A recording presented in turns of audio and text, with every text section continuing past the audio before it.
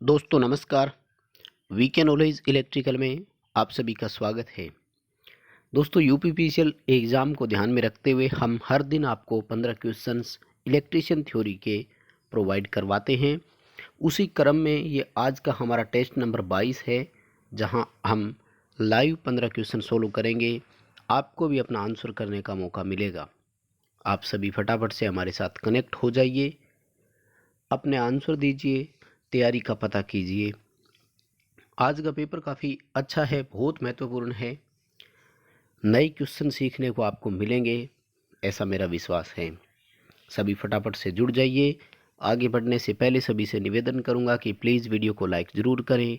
जितना ज़्यादा लाइक्स आते हैं हम उतना ही मोटिवेट होते हैं और ज़्यादा अच्छे क्वेश्चंस देने का प्रयास करते हैं।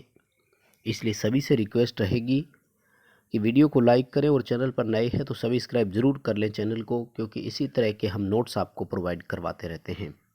चलिए दोस्तों शुरू करते हैं आज के क्वेश्चन से। नंबर 1 सवाल आज का आपकी स्क्रीन पर है। साथियों सीरीज यूपीपीसीएल को देखते हुए चलाई है और मुझे विश्वास है कि यूपीपीसीएल में हिंदी सबको अच्छे से समझ में आती है, इसलिए क्वेश्चन केवल और केवल हिंदी में हमने दिए हैं। सवाल नंबर 1 कहते हैं कि चालक पदार्थ की आवश्यक लागत खर्च संचालक पदार्थ की मात्रा को कम करके घटाया जा सकता है, यह किस प्रकार संभव है। सवाल समझ में आ गया क्या सबको? क्वेश्चन यूँ पूछा जा रहा है कि हम एक चालक पदार्थ का जो कॉस्ट लगती है, ट्रांसमिशन लाइन की बात कर रहा है, तो उसमें यदि हम पतले तार लगाएंगे तो पदार्थ की कम मात्रा का मतलब हो गया ना, मटेरियल कम यूज करेंगे। पतला तार लगाएंगे तो कॉस्ट की बचत हो जाएगी, भी कम एल्यूमिनियम या कम तांबा लगाना पड़ेगा हमें। तो ये कब लगा सकते हैं हम, पतला तार कब यूज करते हैं? तो सब जानते हैं इंडिया में जो वोल्टेज ट्रांसमिट होते हैं, पावर ट्रांसमिट होती है, वो हमेशा हाई वोल्टेज पे ही होती है, राइट। ध्यान रखना क्वेश्चन ये भी आ सकता है, भारत में पारित विद्युत कैसी होती है? हाई वोल्टेज पर होती है और किलो वोल्ट इसकी यूनिट होती है, ठीक है। अब होता क्या है कि एक ट्रांसफार्मर का जो पावर होता है वो केवीए में होता है, और केवीए जो होती है आभासी शक्ति, ये हमेशा ट्रांसफार्मर में कांस्टेंट रहती है। स्थिर पावर के साथ यदि हम वोल्टेज बढ़ा देते हैं तो दोस्तों करंट कम हो जाती है। कम धारा ले जाने के लिए पतला तार यूज हम कर सकते हैं, क्योंकि पतले तार का प्रतिरोध अधिक होता है तो वो धारा कम लेकर जाएगा। जब हमें करंट ही कम लेकर जाना है तो पतला तार आराम से काम कर सकता है ना। और करंट कम कब हो रहा है? जब वोल्टेज बढ़ जाता है। क्वेश्चन का आंसर अपना सी रहेगा। ट्रांसमिशन की वोल्टेज में वृद्धि करके ये संभव है कि हम पतला तार लगा दें, चालक की कॉस्ट में बचत हो गई। 3 क्वेश्चन हो गए, ध्यान रखना इसमें। सवाल सेकंड आपकी स्क्रीन पर है, कीजिए फटाफट से आंसर। तब तक मैं आपको बोल देता हूं दोस्तों कि आपको डिस्क्रिप्शन में लिंक मिलेगा, वहां से टेलीग्राम को जरूर ज्वाइन करें, इसकी पीडीएफ आपको वहां पर मिल जाएगी। ट्विटर और इंस्टा पर फॉलो जरूर करें, डिस्क्रिप्शन में लिंक है दोनों का। चलिए क्या किया आपने सेकंड का कि एक प्रति वर्ग मीटर एक ल्यूमन को क्या कहा जाता है। सवाल पूछा है, देखिए बड़ा सिंपल सा है भाई। एक ल्यूमन प्रति वर्ग मीटर ने, यानी इसको क्या किया है, उल्टा सीधा करके लिख दिया। ल्यूमन प्रति वर्ग मीटर ये दिया है इसने, समझ रहे हो। ल्यूमन प्रति वर्ग मीटर किसकी इकाई है भाई? प्रदीप्ति की इकाई है। और एक ल्यूमन प्रति वर्ग मीटर और एक लक्स बराबर ही होते हैं। ये जो दोनों एमएचसीपी और एमएससीपी देख रहे हैं ना, ये तो है परिभाषाएं। मेन हॉरिजेंटल कैंडल पावर और मेन स्पेयर कैंडल पावर होती है। यानी ये कहता है कि क्षैतिज जो है ना आपका मध्य, मतलब जो भी कैंडल पावर उत्सर्जित हुई हॉरिजेंटल में, उसका औसत कितना है। और ये कह रहा है कि स्पेयर यानी खोखले गोले में आपने कितना कैंडल पावर दिया, उसका औसत कितना है। तो ये तो परिभाषाएं हैं, ठीक है ना। ए आंसर होगा, एक लक्स के बराबर होता है। सवाल नंबर तीसरा, इसकी कैलकुलेशन आपको थोड़ी सी करनी पड़ेगी। 0.101 बाइनरी के तुल्य डेसिमल कितना होगा?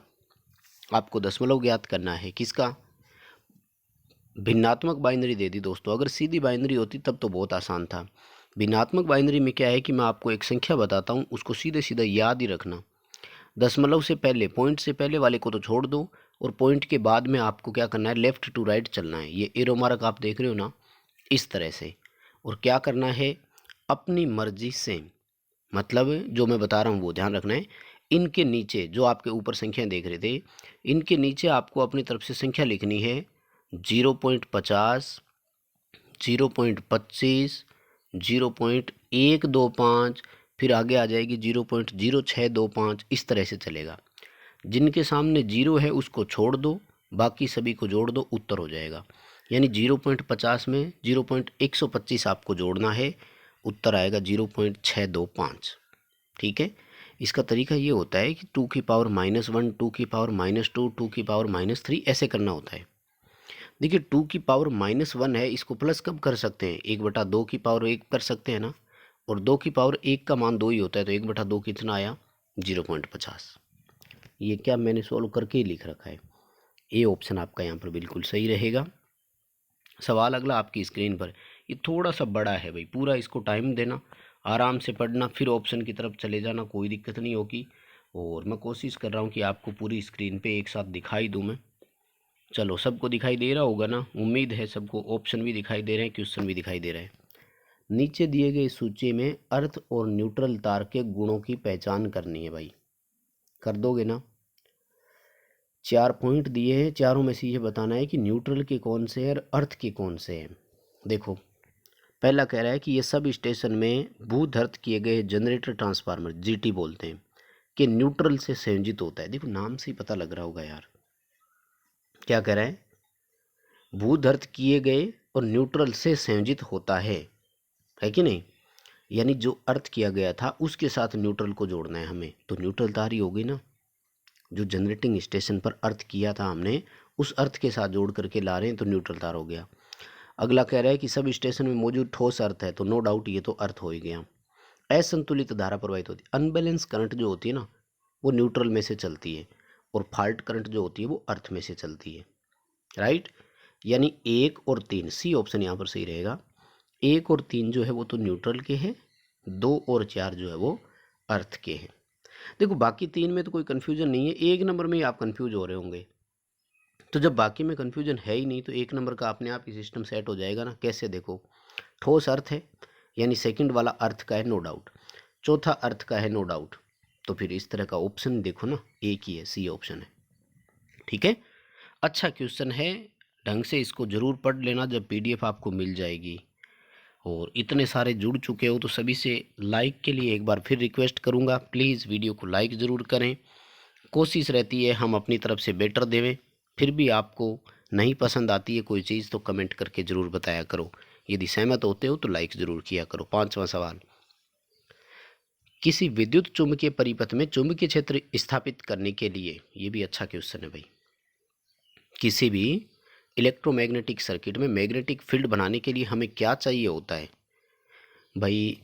आप एक छोटे से पंखे का एग्जांपल ले सकते हो, विद्युत घंटी का एग्जांपल ले सकते हो, छत पंखा। देखो सीधी सी बात है, जब मैग्नेटिक सर्किट बनाता है तो कब बनाता है, जब हम सप्लाई उसको देते हैं, और जब वो मैग्नेटिक सर्किट बनाता है तो चलता भी है, यानी काम भी करता है, तो मेन वो एनर्जी कंजप्शन भी करवाता है। इसका मतलब चुंबकीय क्षेत्र स्थापित करने के लिए ऊर्जा की खपत अवश्य होनी चाहिए, एनर्जी कंजप्शन होगी तभी तो इलेक्ट्रोमैग्नेट बनेगा। लेकिन उस ऊर्जा को बरकरार रखने के लिए हमें बाहर से कोई ऊर्जा देने की आवश्यकता नहीं है भाई। पंखा जैसे 60 वाट कंजप्शन करवा रहा है, तो हमें वो 60 वाट मेंटेन रखने की ज़रूरत नहीं है, ऐसा कुछ करने की ज़रूरत नहीं है कि सप्लाई सोर्स में 60 वाट हम देवें क्योंकि हम कंजप्शन करवा रहे हैं छत पंखे से। बी उत्तर होगा कि ऊर्जा की खपत अवश्य होनी चाहिए, हालांकि इसे बरकरार रखने के लिए किसी बाहरी ऊर्जा की आवश्यकता हमें नहीं होती है। बी उत्तर यहाँ पर बिल्कुल सही रहेगा। चलिए दोस्तों अगला सवाल आपकी स्क्रीन पर, ये तो सिंपल सा है, मापी उपकरणों के सत्य मान के नज़दीकी को क्या कहा जाता है। यानी मेजरिंग इंस्ट्रूमेंट है, अपने सत्य मान यानी जो मापी वैल्यू है उसके बिल्कुल नज़दीक मान दिखाता है, तो इंग्लिश में इसको एक्यूरेसी बोलते हैं। अब आप समझ ही गए होंगे सारे, हिंदी में बोलेंगे सटीकता, यानी कितना सटीक मापन वो कर रहा है, कितनी एग्जैक्ट रीडिंग वो देता है। डी उत्तर सही रहेगा। अगला सवाल है, अल्टरनेटर के रोटर के संबंध में सही कथन का चयन करें। सेलिएंट पोल रोटर जो होते हैं ये गति में उतार चढ़ाव के लिए उपयोग किए जा सकते हैं, निम्न और मध्यम गति के लिए इनका उपयोग करते हैं। बेलनाकार पोल रोटर जो होते हैं इनकी गति में कोई उतार चढ़ाव नहीं, यानी एक नियत गति से चलने वाले होते हैं और सामान्यतः हाई स्पीड में अपन यूज करते हैं। तो भाई ये तो आपको याद रखने के लिए ही हो गया एक तरह से। दोनों स्टेटमेंट बिल्कुल सही है, दोनों की विशेषताओं का आपको याद रखना है, बहुत इंपॉर्टेंट है। अल्टरनेटर रोटर पर मुझे लगता है कि एक क्वेश्चन आपको यूपीपीसीएल में देखने को जरूर मिलेगा। सी उत्तर यहाँ पर बिल्कुल आपका सही है। चलिए अगले सवाल की ओर। 8वें सवाल का कर दीजिए आंसर फटाफट से। लोड साइड प्रारूपिक वितरण तंत्र में क्या होता है? प्रारूपिक को इंग्लिश में बोलते हैं टाइपिकल, यानी टाइपिकली जो डिस्ट्रीब्यूशन सिस्टम हमारा है जहाँ बाहर संयोजित होता है उस साइड हमें क्या मिलता है? बहुत आसान है ना ये तो।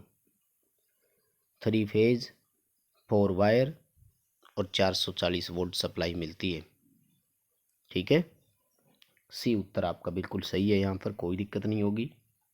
अगला सवाल कहता है कि स्टीम पावर संयंत्र की संपूर्ण दक्षता लगभग कितनी होती है?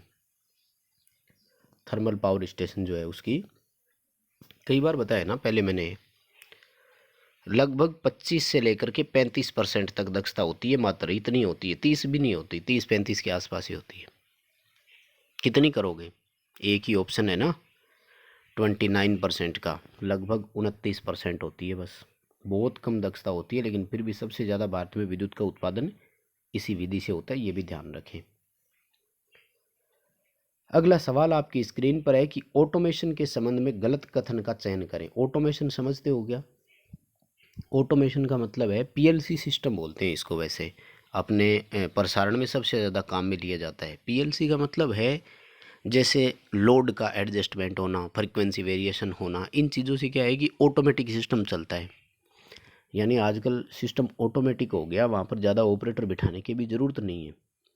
220 केवी का मान लीजिए एक कोई ट्रांसमिशन का सब स्टेशन है, तो वहाँ पर पीएलसी सिस्टम लगा रहता है और वो पीएलसी सिस्टम में क्या अपने आप ही जैसे इंडिकेशन आना, ये सब चीज़ें होती है, किस में फॉल्ट आया, ये सब चीज़ें पकड़ में आती है। तो उसके बारे में गलत बात बतानी है। उत्पादन लागत में देखो कमी आएगी, कामगार के लिए बेहतर कार्य स्थिति, जो काम करेगा वहाँ उसके लिए तो बहुत बेटर चीज़ है ना। बेरोजगारी में कमी नहीं आती भाई, ये गलत है, बेरोजगारी इससे बढ़ जाती है। क्यों? क्योंकि कम आदमियों की ज़रूरत होगी आपको, क्योंकि काम तो सारा ऑटोमेटिक है, फिर वहाँ ऑपरेटर की क्या आवश्यकता है। ठीक है, उत्पादकता में वृद्धि होती है। तो गलत स्टेटमेंट कौन सा हो गया? बेरोजगारों में कमी हो गई, जबकि बेरोजगारी में वृद्धि होती है इससे, ऑटोमेटिक सिस्टम से कम आदमी लगाते हैं ना अपने। सी उत्तर आपका बिल्कुल सही है यहाँ पर। अगला सवाल, निम्न में से कौन सी ड्राइव सिस्टम एसी के लिए अधिमान्य नहीं है? यानी जो ड्राइव सिस्टम होता है उसमें इसमें से कौन सा ऐसा है जो एसी में एक्सेप्ट नहीं कर सकते हम उसको? बहुत आसान है, जहाँ तक मुझे लगता है चारों ऑप्शन पढ़ते ही आप कर दोगे।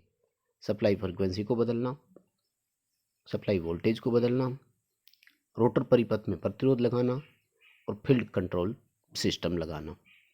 तो कौन सा होगा? नो डाउट फील्ड हम डीसी की ही कंट्रोल करते हैं। एसी में सप्लाई फ्रिक्वेंसी बदल करके गति बदल सकते हैं, सप्लाई वोल्टेज बदल करके, और रोटर में रियोस्टेट डालकर भी हम गति परिवर्तित करते हैं।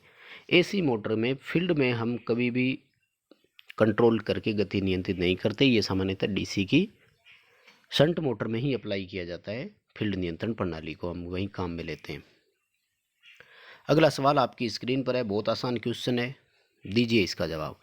कि यदि चालक को एक स्थिर चुंबकीय क्षेत्र में बढ़ाया जाता है, यानी हम अंदर लेकर गए, पहले बाहर था, एक तरह से गति हो गई, मतलब चुंबकीय क्षेत्र स्थिर है और चालक गति कर रहा है, ध्यान रखना, तो उस चालक में एक ईएमएफ प्रेरित होता है। ऐसे प्रेरित ईएमएफ को किस नाम से जाना जाता है? देखो प्रेरित ईएमएफ दो ही होते हैं, ध्यान रखना। कौन से? स्थैतिक प्रेरित ईएमएफ और गतिज प्रेरित ईएमएफ। ठीक है ना, स्व प्रेरित ईएमएफ और ये तो सेल्फ इंडक्शन हो गया, और बैक ईएमएफ जो है ये डीसी मोटरों में होता ही है। चालक और चुंबकीय क्षेत्र की यदि बात की जाए तो ईएमएफ दो तरह के होते हैं। स्टैटिक प्रेरित ईएमएफ वो होते हैं जिसमें चालक किसी भी कंडीशन में गति करता ही नहीं है, ना चुंबकीय क्षेत्र गति करता है, चुंबकीय क्षेत्र के मान में परिवर्तन होता है, जैसे ट्रांसफॉर्मर, जैसे induction motor. Induction motor rotor और स्टेटर दोनों के बीच में ये स्टैटिक ईएमएफ ही आता है। ट्रांसफार्मर की प्राइमरी और सेकेंडरी के बीच स्टैटिक ईएमएफ होता है।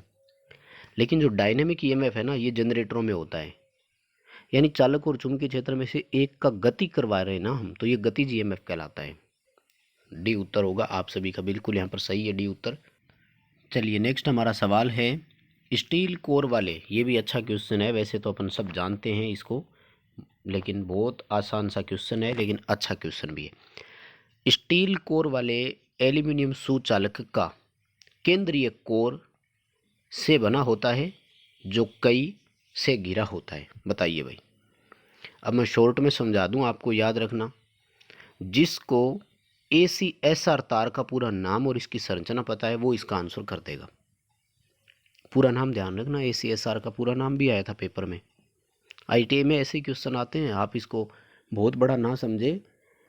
ये आपको आसान इसलिए लग रहे हैं कि आप बहुत दिनों से तैयारी कर रहे हो इसलिए, नहीं तो बहुत से स्टूडेंट ऐसे जिनको ACSR तार का पूरा नाम तक नहीं पता होता। एल्यूमिनियम कंडक्टर स्टील रेनफोर्स्ड, यानी केंद्रीय भाग गैल्वेनाइज्ड स्टील का होता है, और एल्यूमिनियम जो है वो कंडक्टर यानी कोर का काम करता है। बीच में एक स्टील की तार होती है और इस तार का काम है केबल को यांत्रिक मजबूती देना। इसके ऊपर एल्यूमिनियम के तार जो होते हैं वो इस तरह से होते हैं ताकि स्किन इफेक्ट भी कम किया जाए। स्ट्रैंड्स तार बोलते हैं इनको, क्या बोलते हैं? स्ट्रैंडेड वायर बोलते हैं। सी उत्तर यहाँ पर आपका बिल्कुल सही है, गैल्वेनाइज्ड स्टील एल्यूमिनियम स्ट्रैंड्स। अगला सवाल आपकी स्क्रीन पर है कि मापन उपकरणों में कौन सी प्रणाली अवमंदक टॉर्क विकसित करने के लिए उपयोग नहीं की जाती?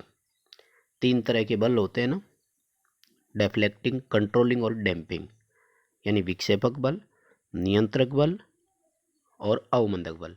अवमंदक बल 3 तरह से देते हैं, वायु घर्षण प्रणाली से, द्रव घर्षण प्रणाली से और एडी करंट सिस्टम से। स्प्रिंग जो है ये कंट्रोलिंग फोर्स का प्रकार है, ना कि अवमंदक का, ठीक है। अवमंदक बल का काम क्या होता है? पॉइंटर को फाइनल रीडिंग पर स्थिर करना। तो ये जो स्प्रिंग है ये कंट्रोल फोर्स का प्रकार है। साधारण सा उत्तर है आपका डी उत्तर, बिल्कुल यहाँ पर सभी का सही रहेगा। अगला सवाल, ये भी आसान सा क्वेश्चन है, डीसी मोटर का बैक ईएमएफ गति के कैसे संबंधित होता है भाई? डायरेक्टली प्रोपोर्शनल होता है, ध्यान रखना, हिंदी ना आए तो इंग्लिश में भी लाइन रट करके रखो, सीधे समानुपाती बोलते हैं, ठीक है। स्टार्टिंग के समय मोटर में कोई गति नहीं है तो बैक ईएमएफ 0 है। रनिंग के समय बैक ईएमएफ सप्लाई वोल्टेज के लगभग बराबर होता है, हालांकि थोड़ा कम होता है, ये ध्यान रखना, और कम होना जरूरी भी है। यदि लगभग बराबर हो जाएगा तो आर्मेचर रुक भी जाएगा। क्यों? क्योंकि जो आर्मेचर में नेट वोल्टेज, परिणामी वोल्टेज जाती है, वो supply voltage minus back EMF ही होता है। जब दोनों बराबर हो जाएंगे तो आर्मेचर में परिणामी वोल्टेज ही नहीं है तो वर्क कैसे करेगा, ठीक है। ये उत्तर आपका यहाँ पर बिल्कुल सही है। बस दोस्तों, यही थे आज के 15 क्वेश्चन पसंद आए हैं तो वीडियो को लाइक ज़रूर करें, चैनल पर नए हो तो सब्सक्राइब करो, कमेंट करके आपका स्कोर हमें ज़रूर बताना। दोस्तों को जिस भी सोशल मीडिया पे आप यूज़ कर रहे हो ज़रूर इस वीडियो को शेयर करें।